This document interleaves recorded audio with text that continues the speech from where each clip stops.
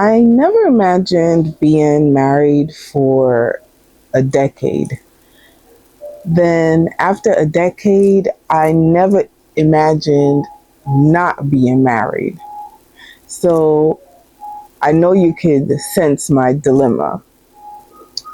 I want to start off by saying I believed the fairy tale that we were sold, that you should get your Prince Charming. You're gonna ride off on your white horse into the sunset, and life would just be perfect. I know you fell for that dream too. It just can't be me. I know you fell for that dream. But unfortunately, my happy ending did not end the way you see it in the Disney movies. When I met my ex husband, I never thought that me and him would get married, have a child. I'm young. I'm 20s. I am ready to be with somebody seriously, but I don't know who that person is, right? I have a idea of who I want to be with. I want to say, I want him to be let me recap. I want to say I want him to be attractive. I want him to be a good person. I want him to come from a good family. So when I met my daughter's father, I seen him and I'm like, okay, he's attractive. I don't know if he was a good person, and I did not know if he came from a good family. But as time progressed, I came to learn that, he came from a two-family household. He has a sibling, and, his mom, she's good career woman, his dad, career man. So, my expectation is, hey, I picked well, right? He is well-rounded. He came from a good family.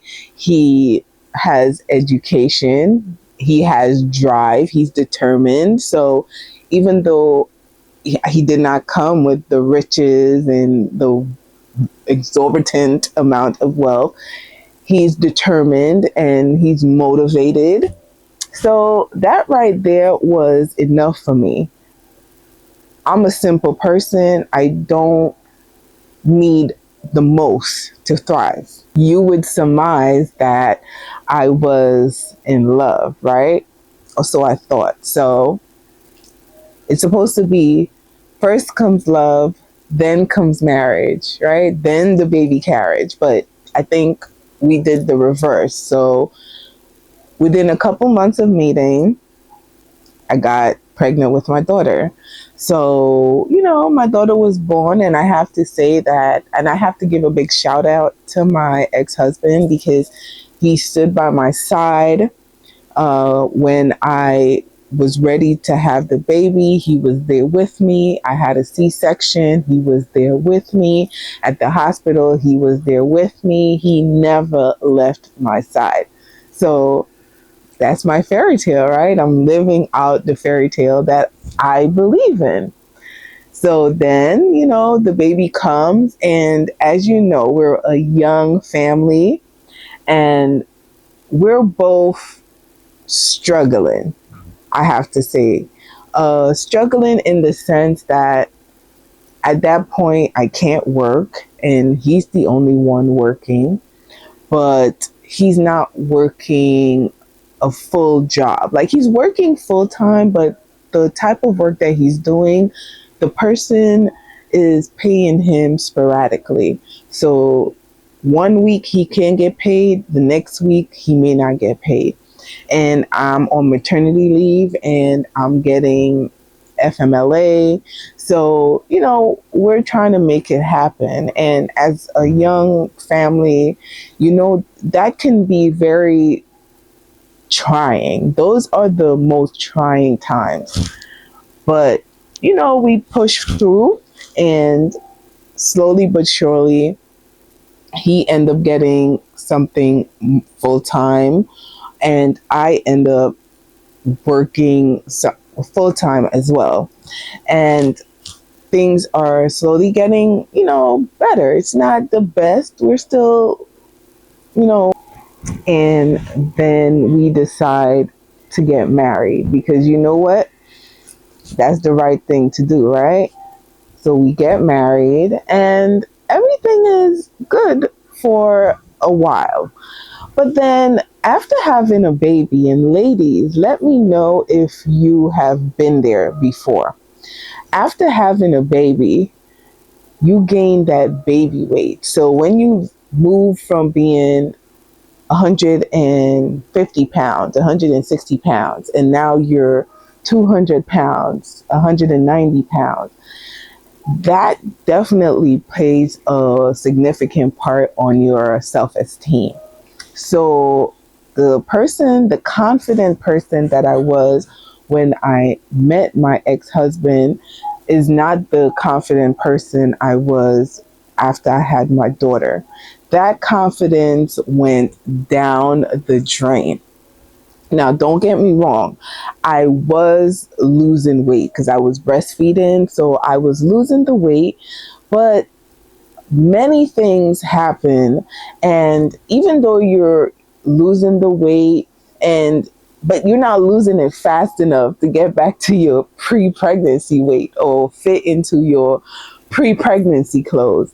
And now you have to start buying bigger clothes. So it's very detrimental for a woman during these parts. So to my guys that watch my videos, if you have a girlfriend or you have a wife, after she have the baby, try to be supportive and be there for her as much as possible, because during that time period, women are very fragile and our self-esteem definitely tanks. I know they call it postpartum depression, but it's more than just postpartum depression.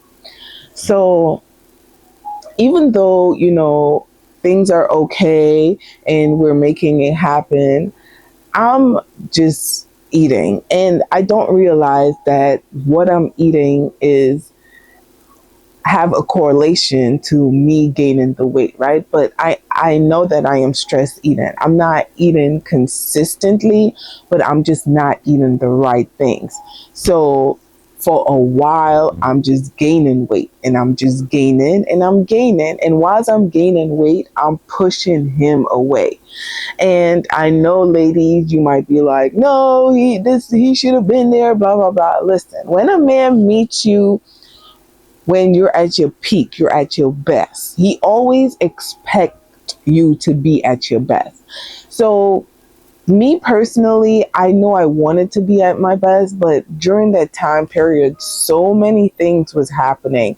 You have a young child, you're working full time, you're trying to be a wife. It's a lot. It's a lot. And yes, I had help, but at the end of the day, I cannot continuously depend on my parents, depend on his parents. At which point will I be responsible, right? So I'm trying to take on the responsibility that I need to as her mother. So, I'm gaining weight and my self esteem is tanking. And whilst it's tanking, I'm pushing him away. So while I'm pushing him away, what do men do? They go out and they try to make, I guess, the best of their young lives, right? And that's what he did. So he's out there, living his life. And I know, ladies, I know you're going to sit here and say, oh, you stupid, you this, you that. Why would you allow? Listen, listen, listen, listen. I was dealing with my own insecurities, right? Could he have been there more and be more consoling and more? Yes, he could have. But at the end of the day, listen, that's a young man in his prime. And yes, we're married and all of that, but I feel like he just wasn't ready. Honestly, he could say whatever he wants, but I just felt like he wasn't ready, even though he was the one that told me, yes, let's do this, let's, have it, let's get it done, all of this. Even though I told him initially we weren't ready, was very persuasive in saying that he wanted this, right? But listen, even though somebody tell you one thing with their mouth, you have to look at their actions. And when I start noticing that his words and his actions weren't aligning, that definitely drove me into a place of despair. And again, it contributed more to my weight gain. So whilst he's out there living his life and enjoying himself, I'm stuck with a baby, and I just feel like my life is just spiraling out of control. And for a long time, I was in that fog, in that place of uncomfortability, in that depressive state. Like, I was depressed and I didn't even know that I was depressed, because I couldn't look inward and see what was happening, and it made me a very angry person. So on top of low self-esteem, on top of childhood trauma, and on top of just being angry at everybody and anything, I would lash out a lot. And as I've gotten older, I've realized that all a man really wants is peace.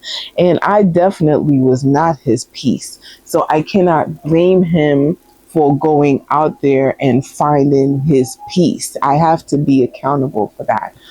Um, Maybe one day he'll come on the internet and give his side of the story. But to me, I know that because I felt low, I wanted everyone around me to feel low as well. So, ladies, men, if you're going through that, just, I mean, it's better to communicate how you feeling. And my communication was anger. It wasn't, hey, let's sit down and have this conversation. Let me talk about how I feel so you can tell me how you feel. I never gave him that opportunity to explain to me what he was going through. And I'm sure it was hard for him, because just to give you a little backstory, when I met him, he had recently come to America. He did not intend to stay here, but I persuaded him to stay. And since I persuaded him to stay, I just felt like I was responsible for the relationship. So if I am not at my peak, I'm not at my best, the relationship would not thrive. Because if you don't understand, people that come from a small Caribbean island, when they come here to New York, especially, there's a lot of temptation. In the island, there's mostly melanated women. But when you come to America, there's melanated women, there's white women, there's Spanish women, there's Asian women. There's a variety. And a lot of these men, some of them tend to want to try different women, for lack of a better word. So I cannot sit here and blame him for wanting to go out there and trying different women. So basically, at that junction, I definitely want to take responsibility for why my Cinderella story did not come true. But there's another part of the story that's missing. And since I don't want to keep this story going on and on and on and on and on, I will do a part 2 and explain the real downfall of why me and my ex-husband ended our relationship. So let me know if you've experienced anything like that. If you met somebody, you thought you was in love with them, and then came to realize that, no, this is not love, or love is not going to keep this relationship together. Let me know in the comments below if you met someone and within a couple months you end up getting pregnant and having a child. Did you guys get married? Let me know in the comments below. Don't forget to like, don't forget to subscribe, don't forget to share. Don't forget to hit the hype button. And again, thank you for listening to my story, and thanks to my new subscribers. Peace.